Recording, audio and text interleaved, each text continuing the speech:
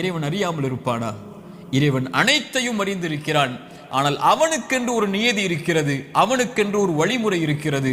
இந்த சமூகத்தை தூய்மைப்படுத்துவதற்கும் இந்த சமூகத்திற்கு அவன் பாவங்களின் காரணமாக தண்டனைகளை கொடுப்பதற்கும்.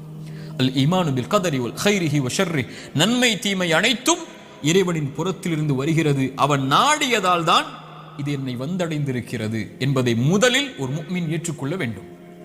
இரண்டாவது மருந்து, இறை நினைவை உள்ளத்திலே கொண்டு வர வேண்டும்.